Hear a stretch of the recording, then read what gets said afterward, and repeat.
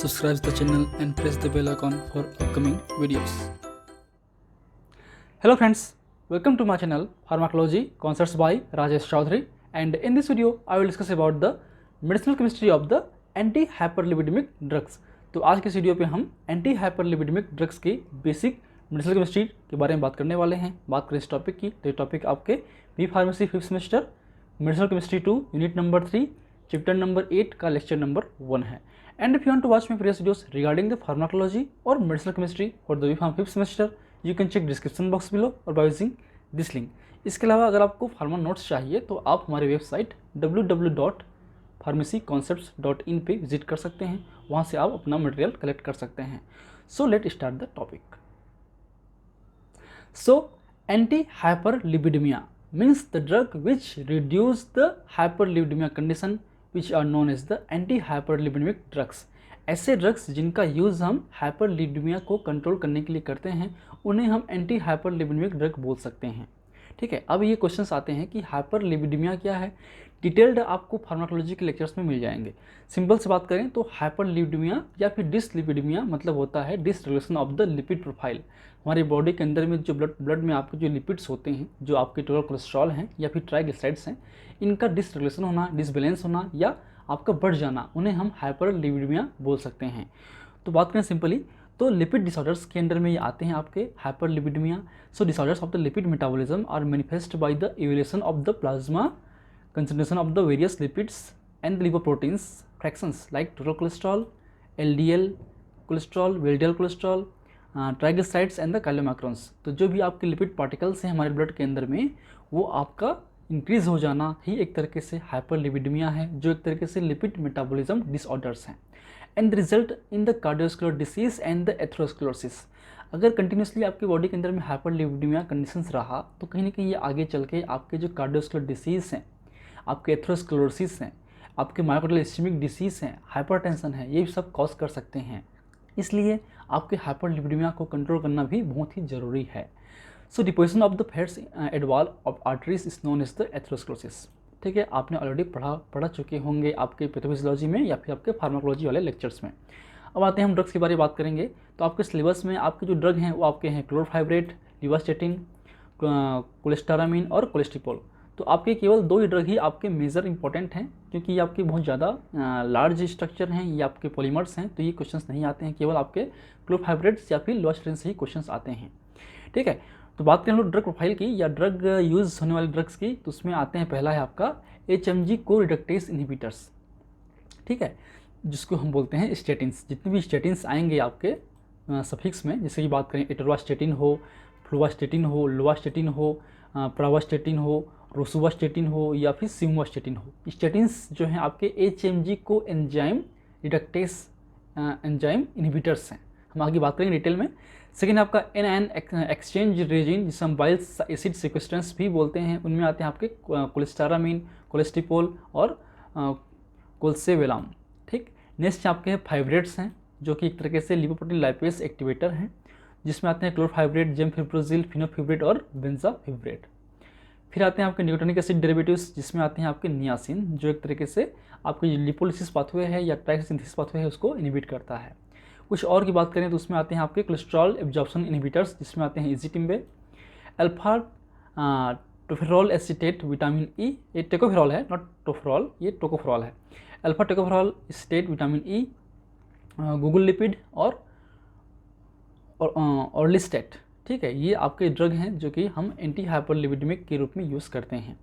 Google lipid भी आप important हैं, आप क्वेश्चंस आते हैं GPSG में इससे। ठीक है, चलिए अब आते हैं फर्स्ट क्लास का ड्रग है जो कि इंपॉर्टेंट है, वो है आपका HMG को रिडक्टेस इनहिबिटर्स।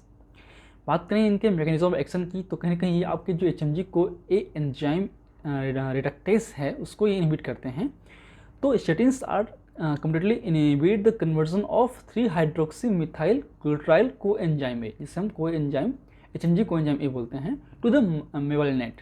ठीक है, जो आपका HMG कोएंजाइम A है मतलब हाइड्रोक्सी मिथाइल ग्लूटाराइल कोएंजाइम A से आपका इस रिडक्टेस एंजाइम की हेल्प से बनता है आपका मेवालिनिक एसिड या मेवालिनेट।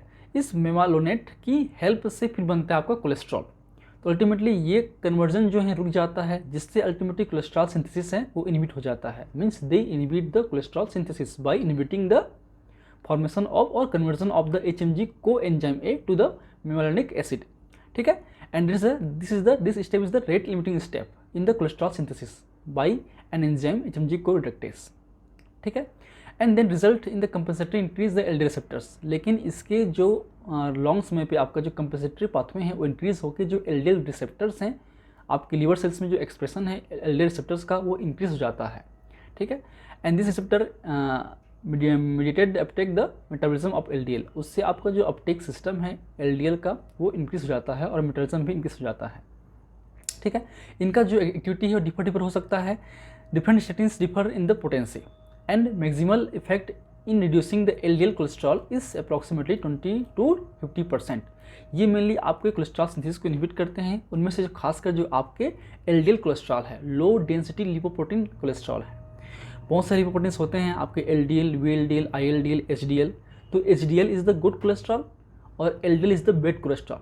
क्यों, डिटेल आपको मिल जाएगा फार्माकोलॉजी लेक्चर्स में। ठीक है, बेसिकली जो LDL है वो हार्मफुल होता है, HDL है आपके गुड होता है हार्ट के लिए, गुड फॉर द हार्ट। ठीक है, हम आगे या फिर आपको फार्माकोलॉजी में आप बात करेंगे ही या पढ़ेंगे ही आप लोग। So and also decrease the concentration और TG लेवल। ठीक है, ये TG लेवल को भी कम करता है 10 to 30% and increase the HDL level 5 to 10%, जो कि अच्छी बात है। तो इनका जो यूज़ है मेनली हम आपके LDL कोलेस्ट्रॉल जब बढ़ा होता है उस कंडीशन में हम यूज़ करते हैं। अगर TG बढ़ा होगा तो हम शायद कोई और ड्रग यूज़ करेंगे। लेकिन केस स्टडी की बात करें, अगर हमने आपका ब्लड लिपिड चेक किया और हमने देखा कि आपके बॉडी के अंदर में मेनली LDL कोलेस्ट्रॉल ही बढ़ा हुआ है, तो उस केस में हम प्रिफरली स्टेटिन्स को यूज़ करते हैं। अगर आप डायबिटिक पेशेंट नहीं है तो इनका यूज़ हम डायबिटिक में प्रीफर नहीं करते हैं। ठीक है, हम क्लोजी में बात कर चुके हैं इसके बारे में। बात करें इनके यूज़ की, this is the first choice for the primary hyperlipidemia with the raised LDL type 2A, type 2B, type और टाइप 5। आपके हाइपरलिपिडेमिया की बहुत सारे टाइप्स हैं, प्राइमरी सेकेंडरी। तो प्राइमरी के बहुत सारे टाइप्स हैं, type 1, type 2A, type 2B, type 3, type 4, type 5। आपने पढ़ा होगा फार्माकोलॉजी में।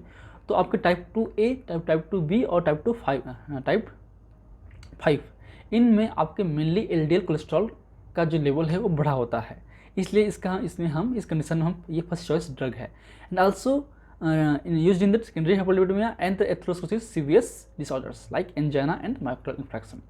तो ये इनके बेसिक यूजेस हैं आपके स्टेटिन्स के। अब आते हैं ड्रग की बात करें तो आपको इसमें एक ड्रग आपको पढ़ना है, वो है आपका लोवास्टेटिन। अब लोवास्टेटिन की बात करें तो ये बेसिक स्ट्रक्चर है आपका लोवास्टेटिन का। ठीक है, जो कि आपके मिथाइल बिटेनोएट डेरिवेटिव इसको हम बोल सकते हैं। ठीक है, ये आपका ये मिथाइल और ये 1, 2, 3, 4 इसलिए हो गया ये मिथाइल बिटेनोएट।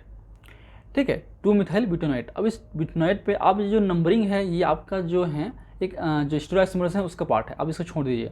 ठीक है, इस जितने भी R लिखा है ना उसको छोड़ दीजिए आप। ठीक है, अब देखिए कि कहाँ पे क्या जुड़ा हुआ है। अब इसके जो 8 पोजीशन है, ये जो आपका नेप्थलीन डेरिवेटिव है, ये नेप्थलीन का पोजीशन नंबर 1 है ना, ये आपका क्या है, नेप्थलीन है।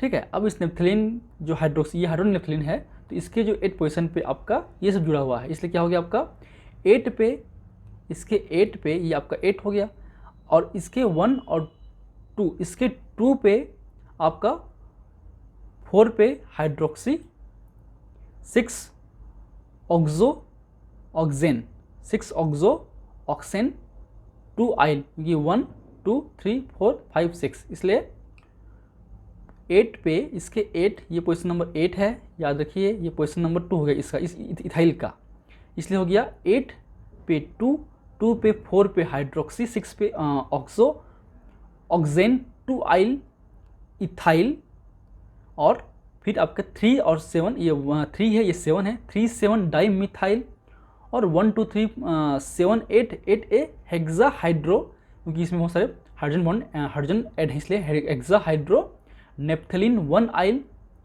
2 मिथाइल बिटेनोएट, 2 मिथाइल बिटेनोएट। ठीक है, क्लियर है, ये आपके बेसिक स्ट्रक्चर हैं लोवास्टेटिन का। ये बेसिकली जो इसका जो मोड ऑफ एक्शन क्या होगा, HMG coenzyme A reductase inhibitor. ठीक है, हम ऑलरेडी बात कर चुके हैं, इसका यूज़ भी हम बात कर चुके हैं। It is a lipophilic in nature and given in orally in the precursor lactone from form and reduce the LDL up to 30 to 35%। ठीक है, अब ये जो स्टेटिन्स हैं ये बेहतर हम मिड नाइट में काम करते हैं। इसको हम खाना खाने के बाद लेट नाइट पे 10 to 11-12 ओ क्लॉक हम इसको इंटेक करते हैं रात में, ताकि ये अच्छी तरीके से काम कर सके। क्योंकि आपका जो HMG coenzyme A reductase enzyme है, या बात करें कोलेस्ट्रॉल सिंथेसिस की, वो मिड नाइट पे अपना पीक पे रहता है, तो उस समय इसका एक्शंस होना ज़रूरी है। इसलिए बेटर इसका इफेक्टिव है आपके मिड नाइट पे होता है आपके इस ड्रग्स का, मतलब आपके स्टेटिन्स का। चलिए अब आते हैं नेक्स्ट ड्रग है आपका बायसिस सिक्वेस्टेंस। ये जो आपके बायसिस सिक्वेस्टेंस हैं वो आपके एक तरीके से कोलेस्टारामाइन और कोलेस्ट्रिपोल दो मेजर ड्रग हैं, इसमें दो बेसिक ड्रग हैं, and this are the ion exchange resin supplied in the chloride form, neither digested nor absorb in the gut. ये आपके बॉडी में डाइजेस्ट नहीं होते हैं और ना ही एब्जॉर्ब होते हैं, but it binds with the lipid bile acid in the intestines and interrupting there the intrahepatic circulation, fecal excretion of the bile salt and the cholesterol is increased in this indirectly lead to the enhance the hepatic metabolism of cholesterol to bile acid। तो ultimately ये भी cholesterol की synthesis को inhibit करता है। ये cholesterol जो bile acid है उसके साथ में बाइंड करके जो है आपके कोलेस्ट्रॉल को बाहर निकालता है बॉडी से और बाइल एसिड में बनाता है, ताकि आप कोलेस्ट्रॉल जो है आपके ब्लड में एब्जॉर्ब ना हो सके, आपके लिपिड पार्टिकल्स हैं वो एब्जॉर्ब ना हो सके। ठीक है, बात करें इसके यूज़ की तो आपके इसका इस यूज़ जो है हम एथेरोस्क्लेरोसिस में करते ही हैं, but less preferred to the unpalatability and poor patient acceptability. इसका बट यूज़ जो है हम उतना अच्छी तरीके से यूज़ नहीं करते हैं। जो ड्रग हैं वो है आपका कोलेस्टारामिन। ये बेसिक स्ट्रक्चर है कोलेस्टारामिन का, जो कि इंपॉर्टेंट नहीं है, ये पॉलीमर के स्ट्रक्चर होते हैं। सेम आपको बात करें कोलेस्ट्रिपोल का, तो भी आपके कोपोलीमर्स होते हैं आपके 2 एमिनो इथाइल एमीन डेरिवेटिव का और 2 क्लोरोमिथाइल ऑक्सीडेन का। तो ये बेसिक स्ट्रक्चर हैं, आप इसको भी ध्यान मत दीजिए। फिर जो नेक्स्ट क्लास ड्रग है आपका फाइब्रेट्स, जो कि इंपॉर्टेंट है।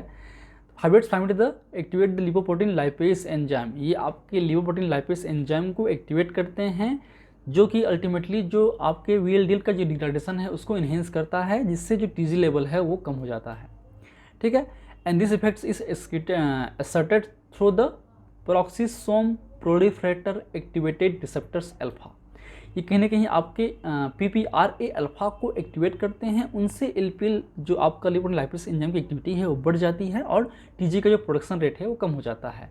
इसलिए अल्टीमेटली ये TG के लेवल को कम करने के लिए हेल्पफुल होता है। और ये जो PPRA अल्फा है वो कहीं ना कहीं आपके जो LDL रिसेप्टर्स के जो एक्सप्रेशन है उसको ये रेगुलेट करता है।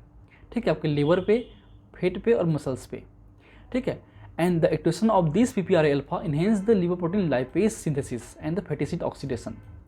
ठीक, तो अल्टीमेटली ये आपके हेपेटिक TG का लेवल को कम करता है। बहुत अच्छा ये ड्रग है TG को कम करने के लिए। मीन्स ऐसे कंडीशंस जिसमें आपके TG लेवल बढ़ा हो उनमें हम फाइब्रेट्स यूज़ कर सकते हैं। ठीक है, अब इसका जो ड्रग है वो है आपका clofibrate. It is less effect to prevent the atherosclerosis, it is out of the use. क्योंकि इसका जो एथेरोस्क्लेरोसिस के प्रिवेंशन में उतना हेल्पफुल नहीं करता है, इसलिए हम इसका यूज़ प्रिफरली नहीं करते हैं। ये बेसिक स्ट्रक्चर है आपका, ये आपके प्रोपेनोएट डेरिवेटिव है। मीन्स आप देखिए ये पोजीशन 1 हो गया, ये 2 हो गया और ये हो गया 3। तो ये हो गया प्रोपेनिक एसिड, है ना। यहाँ पे जुड़ा हुआ है इथाइल, तो ये हो गया इथाइल। ठीक है, प्रोपेनोएट, इथाइल प्रोपेनोएट। अब इस जो प्रोपेनोएट है वहाँ पे जुड़ा हुआ है 2 पे, आपके इस 2 पोजीशन पे जुड़ा हुआ है 4-क्लोरोफिनाइल ऑक्सी या क्लोरोफिनॉक्सी, इसलिए हो गया 2,4-क्लोरोफिनाइल ऑक्सी या फिनॉक्सी, 2 पे मेथाइल प्रोपेनोएट। ठीक, तो ये बेसिक इसका स्ट्रक्चर है आपके क्लोरोफाइब्रेट का। ठीक है, 1, 2, 3 प्रोपेनोएट डेरिवेटिव हैं, इथाइल प्रोपेनोएट डेरिवेटिव हैं। इस इथाइल प्रोपेनोएट डेरिवेटिव के 2 पोजीशन पे मिथाइल है और 2 पे ही 4-क्लोरोफिनॉक्सी है। क्लियर है। बात करें इसके यूज़ की, इसका जो यूज़ है हम करते हैं हाइपरलिपिडेमिया में, जहाँ पे TG लेवल बढ़ा होता है, खासकर टाइप 3 प्राइमरी हाइपरलिपिडेमिया के केस में। इसके अलावा it also effective in the type 4 and type 5 and preferred anti hyperlipidemic drugs for the type 2 diabetes and also decrease the atherosclerosis event. तो इसका जो यूज़ है, बाकी जो ड्रग और हैं उनका हम डायबिटीज़ कंडीशन में यूज़ नहीं करते हैं। डायबिटीज़ कंडीशन अगर हैं आपको और आपको हाइपरलिपिडेमिया भी है तो हम फाइब्रेट्स का यूज़ प्रिफरली करते हैं। और कभी भी हम 2 एंटी हाइपरलिपिडेमिक ड्रग्स को कंबाइन नहीं करते हैं, उनसे साइड इफेक्ट्स के चांसेस बढ़ जाते हैं। डिटेल्ड आपको फार्माकोलॉजी के लेक्चर्स में मिलेगा। So these are the basics medicinal chemistry of the anti-hyperlipidemic drug. I hope you like my videos. If you like my videos, please press the like button, share with your friend, and any feedback please comment on the comment section, that motivates me for the upcoming videos. और जो notes हैं हम जल्दी ही upload कर देंगे हमारे website पे, आप जाके वहाँ से डाउनलोड कर सकते हैं। So in last, thank you, keep watching.